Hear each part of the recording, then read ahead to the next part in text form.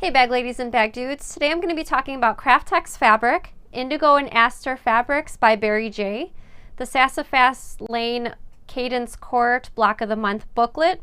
I'll be sharing with you how I choose fabrics for bags and how I fussy cut, and there's a great giveaway at the end. I'm Sarah Lawson from Sew Sweetness. Thanks so much for joining me for Sewcial Sunday, my weekly sewing chat.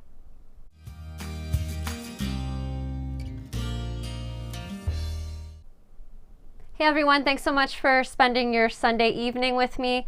I saw everyone before the live show started on Facebook and YouTube leaving some comments in the chat, so great that you're doing that. Hi to Diane. I like to see everyone chatting beforehand, and I feel like when people see someone who they're familiar with from the previous week's chat, that's awesome. So thanks so much for jumping in ahead of time. I see Sandra from the UK, thanks so much. I think it's probably 1 a.m. by you, right? Is that right in the UK? Hi to Kevin. There's a bag dude joining us tonight. Thanks so much. And so just as a friendly reminder, just about everything that I talk about during Sewcial Sunday are things that I've purchased myself. So these are not things that I'm getting paid to talk about. They're just cool things that I found that I want to share with you. So kicking off the chat is my favorite, the notion of the week.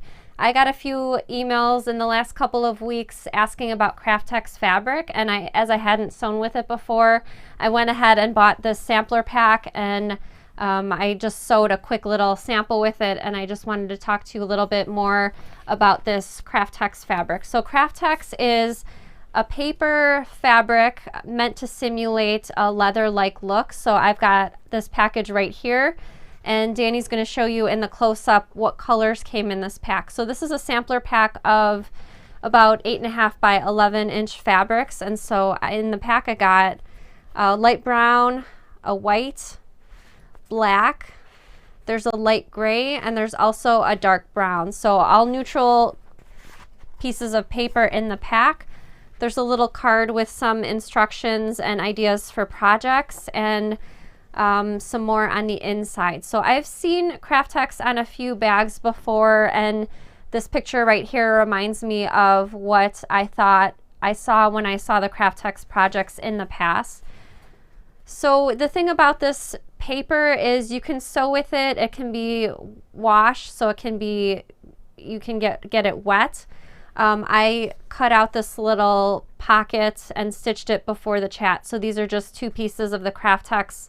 There's no right or wrong side, so even though I'm saying wrong sides together, there really is no wrong side.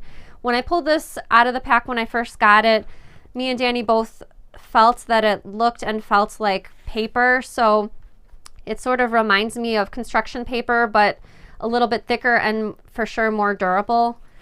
But it does, at first glance out of the package, it looks like paper. So I use 50 weight Aurifil thread on this. I think if I did it again, I would use a thicker thread just so the stitches can kind of cover the needle holes a little bit better. Also, I'll probably need to use a different needle, but as a first try, I was just trying it quickly before the chat. And as you can see, I probably need to use a different needle because it left little holes on the wrong side. But this was my first time using it. It was very easy to sew and cut out. Violet got a piece of the Kraftex, the dark brown one, wet with water before the chat, and I feel like the water does help make it look a little bit more similar to leather, and it can be, I crumpled it up a little bit just to simulate how it would be in the finished bag. So when I sewed this little sample for the pocket, I was first intending to sew it right sides together and then pull it out through an opening and turn, but because it was stiff, I actually couldn't turn it. So that's why I sewed it the wrong sides together for the pocket instead. I'm not sure. I think I need to make a bigger project with the Kraftex. I'm not sold. Even though this piece we got it wet and dried it, I'm not sure about it. I think it's a certain look. I use a lot of quilting cottons and bright colors in my bag projects, and I feel like this is for more of, I see sometimes people using neutral colors, leathers, linens for bags. I think this might be more appealing to people who make those types of bags, but what do I know? This is just my first impression. Like I said, I think I need to use it a little bit more to see a fully finished project. But anyway, this is the Kraftex. If you're interested in finding out more, I think this sample pack was about $15. There's a link in the description and it'll take you to where I purchased this Craft-Tex from. Okay, so this past week I posted an Instagram stories and I was looking for inspiration for our next bag video. This week, tomorrow, we're going to be shooting the video for the hyacinth bag, and I just couldn't make up my mind about what fabric to use for the bag. So the hyacinth bag is sort of a messenger style crossbody bag. It's really slim looking. It has a flap, and under the flap there's space for credit cards, cash, coins, because there's a zipper pocket. Because it was sort of a slimline bag, I thought maybe I should use more gender neutral or masculine looking fabrics on the bag, but I couldn't decide. So Danny's going to cut to the side view just so I can show you my choices. If you have a preference for what fabric I should use, let me know. So almost all of these are designed by Achino and our canvas fabrics. So I thought since it's sort of a messenger style bag, the bikes would be really cool. I have the bikes in a different print, which is a little bit less girly. So maybe the brown bikes instead of the purple bikes. I also have this floral print. This is a large floral. Because the flap is so big, I thought maybe this large floral would look nice for the flap of the hyacinth bag. Let me open that out so you can see more. See, as you can see, it's huge. Or this is one of the first Achino fabrics I ever saw. It's called Bird on Ball. Even though it's a white fabric, which I don't normally like to use for bags because it gets dirty easily, this is a canvas, so I thought perhaps this one. So let me know which is your favorite because I can't decide. I'm going to cut out fabric for this either tonight after the chat or in the morning. So let me know if you like the white fabric, the floral right here, the brown bikes, or the purple bikes. So I'll scan the comments after the live chat tonight and I'll see what everyone seems to like the best, and that's probably the one that I'll go with.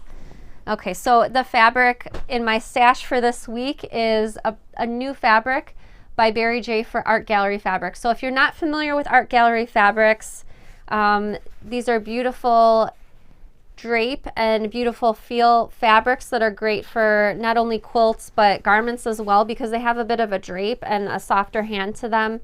I'm not a huge fan of making quilting cottons for a lot of things like dresses and everyday clothes because it can feel kind of stiff, but the Art Gallery fabrics feel beautiful. So again, this fabric line is called Indigo and Aster, and so this first fabric, I'll hold this up in the front camera just so you can see because there's so many designs here. So this is a border print.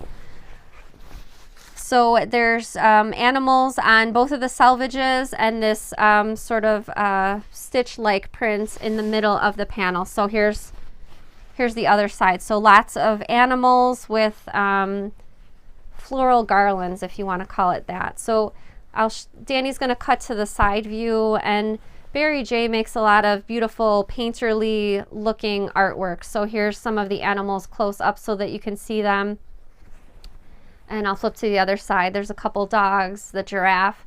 When we got this, Violet knew she loved it, and I thought maybe it would be great for a pillowcase because of the border print. So really excited to use this one, and let me show you some of the other prints from the line. So like I said, Barry J uses a lot of painterly techniques, and let me just flip through some of the fabrics in this Indigo and Aster fabric line. So lots of florals, really interesting details in the fabrics. I super love this one. It reminds me of a tablecloth. I love the cheetah print as well. And then here's some more. I think really I love the colors for especially florals, very unexpected non-pinks and purples. And I love this one also. This one's really pretty. Okay, so let me flip through a few more prints. This is kind of a frond looking floral design. And then let's go to the second colorway. So there's one more colorway with a bit of pinks in it as well. And let me open this print up. This was the larger scale print. So if you like these fabrics or want to see more of them, including some project inspiration, go ahead and click on the link in the description. It'll take you over to Hawthorne Threads. They have the full fabric line, including the border print, which I believe on their website they call a panel print. So I love this dark print as well. So this one was the border print, the one with the animals. Okay, again, the fabric line was called Indigo and Aster. Okay, so next up, Danny's favorite part of the chat is I'm going to be asking to let me know in the comments, all my bag ladies and bag dudes, and I'm a bag lady as well, but if you are, let me know in the comments. And I always like seeing all of the bag lady comments on Facebook and YouTube, and I've gotten used to getting emails now where people will open up the email saying, hey, I'm a bag lady, or I'm one of the bag ladies, and that makes me happy because I feel like we're sort of building a supportive community, also very supportive in the Facebook group. If you're not already a member, the link's in the description, and I hope you'll join us there. I love seeing all the finished projects come in every day of what people are making out of So Sweetness patterns. So thanks so much for the support, and thanks for being a bag lady or bag dude. Okay, so what I've been doing for personal time since yesterday is I got a whole stack of new books to read. So growing up as a kid, I loved reading. I could read a book in a day, and I would just lay on the couch or lay in my bed and just read a book. But this book that I read yesterday is called The Great Alone by Kristen Hanna. It was an amazing book. I finished it up this morning, but I read most of it yesterday. It's about an 11-year-old girl and her parents in the 70s who move out to Alaska and sort of take up a homestead. So the father of the girl was in Vietnam, and he has a form of PTSD and moving out to Alaska, and I didn't know this, but in the winter they get about 18 hours of darkness, and with the cold and being on a homestead, they're sort of separated by distance from other people, and so they spend their summers stocking up, growing crops, smoking salmon and to have for their meals in the winter. And this book kind of, in a way, it was scary, just the isolation of how they felt in Alaska, and the father's controlling behavior. He was very controlling over the daughter and the wife especially. I don't want to spoil the ending, but I didn't think I would love this book as much as I did. I read the summary on Amazon, and it sort of sounded like not a depressing book, but I don't know. But it was amazing, so I'm so glad I read it. I'm a big fan of rereading books every couple years because I don't know if it's my short-term memory or just that I have a lot going on in my head, but I tend to forget what's going on in the book. So every couple years I like to reread my most favorite books again and again. So I think I'll definitely do that with this book, The Great Alone by Kristen Hanna. If you are a Kristen Hanna fan, my other favorite book by her is called The Nightingale. So moving on to a sewing-related, quilting-related book review, I'm going to step over here and talk to you about my book review for the week. So this book it's not technically a book, it's a pattern booklet, but it's by Sassafras Lane Designs, and the pattern is called Cadence Court. So I chose this book because I'm a big fan of the rainbow colors, as you might know, and the reason that this is a block of the month is that each of these outer diamonds is a different foundation paper piece design. So let me just flip through the book. There's a few other quilts on the covers, just to give different design ideas. Here they are. So you don't necessarily have to use the rainbow colors. Other fabric schemes work as well. But I read through the directions yesterday, and besides giving basics to foundation paper piecing, all of these foundation paper piece diamonds are really basic, and they looked pretty easy to do. But just a lot of variety and techniques. Again, each month is going to be a different foundation paper piece design. All of the templates are included as full size in the book, except for one which you just need to add a seam allowance to, which is easy peasy. But here's the foundation paper piecing for those outer diamonds. I'm torn whether I should use, here's some more of the quilt designs. I'm torn whether I should use a dark fabric for my background or white fabric like on the cover quilt, but it's really exciting to me, the thought of choosing the 24 different colors for the design. I'll probably use an Allison Glass monochromatic fabric for all of these because I have a lot in my stash already, but I thought it was pretty exciting to see this Christmas themed quilt as well. So here's the black version on the back cover. Anyway, this is not a traditional book. It's a pattern booklet, but meant as a block of the month project. So I'm really excited to make this, and I think it looks beautiful. It's in I believe it's an 60 or 80 inch quilt. Let me double check. 60 inch quilt. So not too huge, and gives you an opportunity to do some really interesting machine quilting on the background with that negative space. So Cadence Court was the book review for this week, and that's by Sassafras Lane Designs. And if you're interested in that book, the link again is in the description, so you can find out more or purchase it if you're interested in that. So I have a question for you. Let me know in the comments. Do you like to fussy cut fabric for a bag? Let me know either yes or no in the comments. So I'm a huge fan of fussy cutting, and Danelle sent me an email a couple weeks ago asking if I would talk about how I choose fabrics for a bag, and also fussy cutting for either the front of the bag or certain areas. So I pulled a bunch of fabrics before the show. Fabric choices, there's no right or wrong. This is just what I personally look for from my stash or when I'm out fabric shopping when choosing fabric for a bag. So I'm going to pull a bunch of fabrics, talk about them as far as choices go. Let me put my notebook over there. So I also have a few bag samples that I pulled. Here's two of the same pouch, but different fabric choices. So I chose this large border print for the front of the Zeppelin pouch, and here's another Zeppelin pouch with Tula Pink Slow and Steady turtles on the front, tortoises on the front. So as you can see, the fabric choice gives a bit of a different look to the same project. Also, when fussy cutting, sometimes it depends on the size of the project. So I really wanted to use this silhouette of the lady, and so it just fit on this front of the Moto pouch, and I got some of the floral in as well. Sometimes the fabric fussy cutting will be very specific. This is a Tudor bag, and I wanted to have this print of Elizabeth fit on the front of the bag but between the straps, so it had to be a very specifically sized fabric that would fit the bill for that. But as you can see, it fits perfectly with the floral and her sort of veil crown in the background. And one more fabric that I pulled to show fussy cutting is this Coalition bag, and this damask print is quite large and it fits really nice on the front of the bag. So let me start pulling some fabrics and talk to you a little bit about how I choose fabrics for the bags.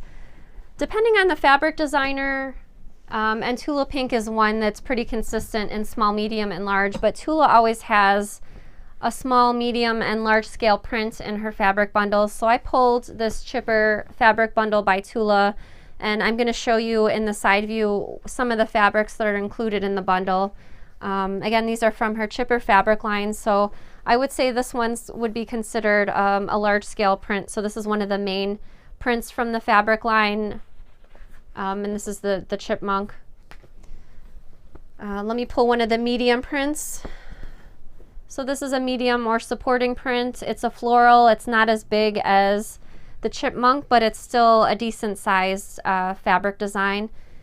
And these two right here I would consider small scale prints. So a stripe and sort of this chevron design right here. So when looking through my stash for a bag, I would most likely gravitate toward chipper for the main print in the fabric, and possibly either the chevron smaller scale print or the stripe fabric for the lining. If I was making a smaller project, I'd probably shoot for something like this floral right here if the chipper didn't fit on the smaller project or pouch. So just some of my thinking in regarding to choosing fabric for a bag as far as these chipper fabrics go.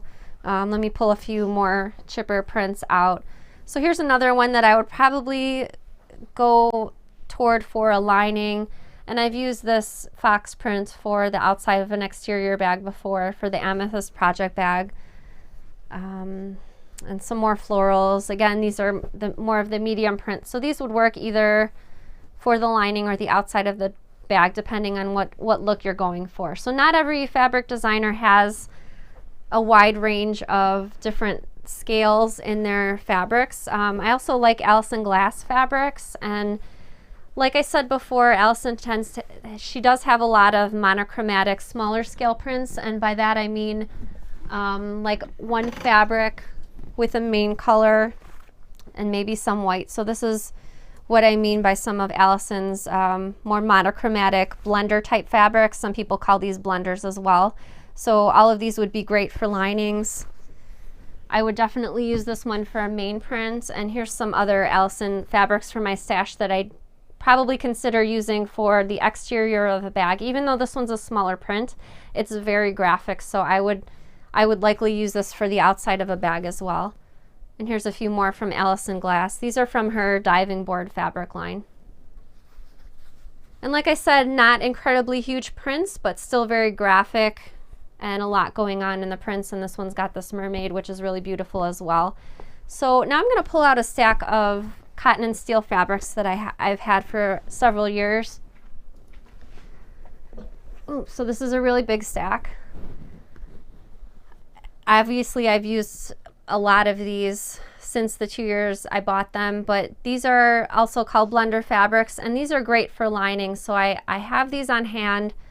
When I'm choosing fabric for a bag, I'll go through my stack of cotton and steel blenders and find one that is a close match to my exterior fabric, and I'll use these in the lining fabric. So some of these are even metallic, which is a bit of extra interest for the lining of the bag. But they're very simple designs, and that's why I like using them for linings, because I tend to want to use my main prints for the outside of the bag. So again, these are by Cotton and Steel, and they have a lot of updated colors since when I first bought these. Also want to talk a bit about fussy cutting. So fussy cutting means, in the example of this Elizabeth bag, how I have the face of Elizabeth in the center of the bag and fitting in between the two straps. So that's what I mean by fussy cutting. And especially with pattern pieces like this one from the Baker Street bag, where you have to cut on the fold, it's really easy to get that design centered. So let me pull out one of my, let's see, I'm going to go with one of the Allison Glass designs. So right here, this is the area of the fabric where I would want to fussy cut it and have this on the center, because this to me is the biggest part of the design. So let me open up this fabric and show you how I would fussy cut it personally.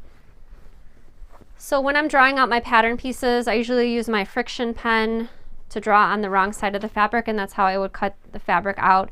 Normally I would have this flat, but I have several yards of fabric in here. So let me just show you. So here's the design that I want to fussy cut, but I want that circle, and let me move this over.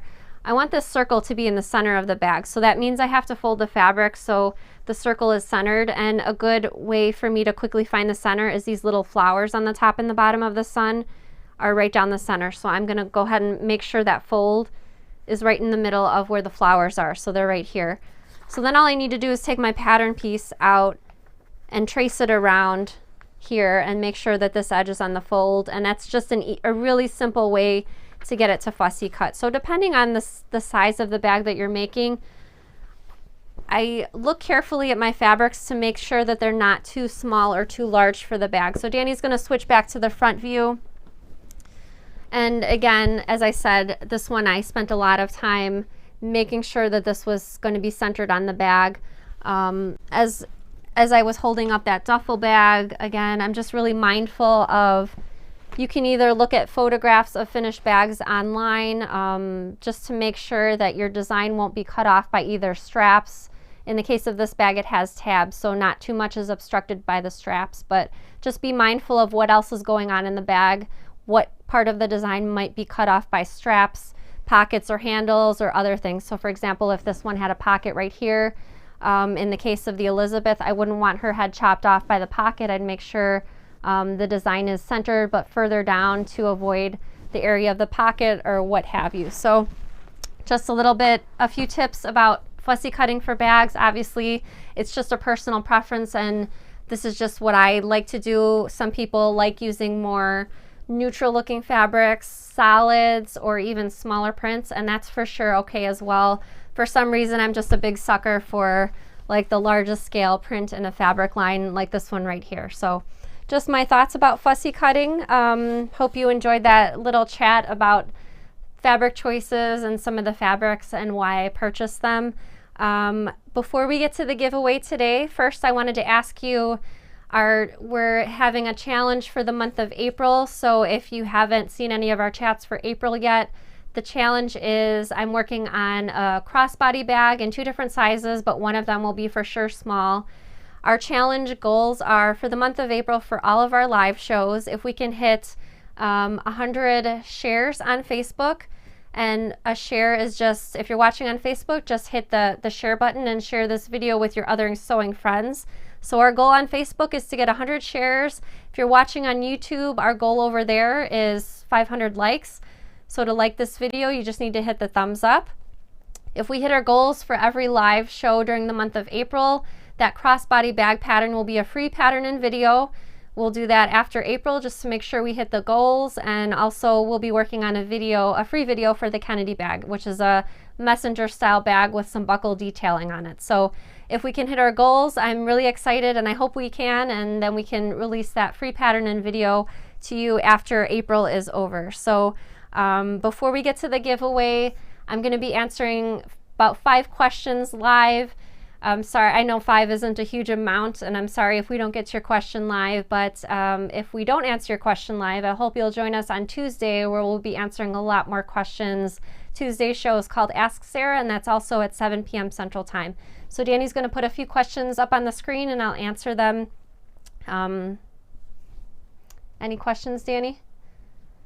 I saw some good ones before the chat. Those probably got pushed down further. Gwenna wants to know, what was the name of the pattern Elizabeth is made from? So this bag's called the Tudor bag. It's a tote bag with lots of options. I sort of thought it would be nice to be a choose your own adventure bag. So that means there's the choice of the front straps, there's the side strap, there's a recessed zipper in the top. You can also put a magnetic snap closure. That's also in the pattern. There's purse feet on the bottom, also another option. So basically these are just all options that you can either add to your bag, or if you don't like them, you can leave them off. The front zipper is also an option in the pattern. This is called the Tudor bag. Francine wants to know, where can I buy zippers in a few colors and sizes? Seems you had a resource a few socials ago. Thanks in advance. So my number 3 dress skirt zippers, I love buying from a shop on Etsy called Zip It. I tend to stock my zippers in my stash in 2 different sizes. I find it's helpful because these are nylon zippers. You can always trim them down. So I personally like buying zippers in 18-inch sizes and 22-inch sizes. So if I need a zipper, anything shorter than 18 inches, so like if I need a 12-inch zipper, I'll cut it down. Anything from 18 to 22, I'll use that 22-inch zipper. But Zip It on Etsy is a great place for those number 3 zippers. If you need a handbag zipper, I have 30-inch zippers and 40-inch handbag zippers on my website. It's under the Notions tab on my website. Can you use drape fabric on a bag too? That's a great question. I don't think actually I do have one. So this Zeppelin pouch that I made, this was a garment fabric. So normally I use quilting cottons for bags.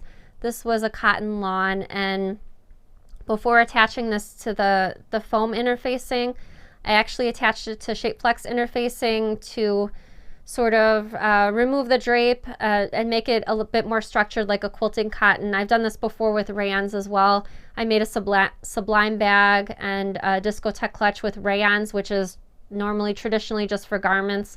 And then I just stabilized them with Shapeflex interfacing before attaching to the foam, and they work just fine. So you can use garment fabrics for a bag. If you're using a fabric for a bag that has a bit more stretch, like a knit fabric, again, that Shapeflex will help stabilize it and take out the stretch.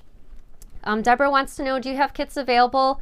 So we have kits available on a few bags that we have available as videos. So like the Sublime bag, there's a kit for that. Airplane bag, again, that's on my website under the shop tab, and there's also a graphic at the bottom of my site for supply kits. And the supply kits contain interfacing hardware, everything but the fabric. Nikki wants to know, have you heard anything about that metal point turner with the ball point? Oh, so I have some good news about that, Nikki. So this is what Nikki's talking about. This was the precision turning tool, and it's a full metal tool. Danny, you want to put it up in the side view really quick so everyone can see it up close? Sorry, I can't. Danny, come on, work with me here. All right, so this is what the tool looks like. It's got that ballpoint end, which is really handy for turning fabrics right side out without poking the corners out and making a hole in your corners. So that ballpoint is a really nice tip. So let's change back out of the side view. I finally was able to place an order for these before the weekend. I think they shipped them out on Friday, so they're not listed on my website yet, but I'm hoping sometime this week our shipment will come. We ordered several hundred of them just to make sure, because I know people have been asking about these. The retail price on these on my site will be $15.99, and as soon as we get them in, I'll post in my Facebook group and on social media about the tool that it's in.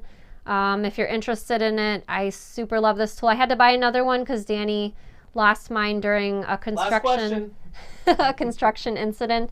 But I really love this tool, and it's great for poking out corners without being too I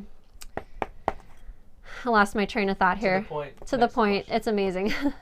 Little Robin Cottage wanted to know, will you be offering Aurifil thread in your online shop? That's another good question.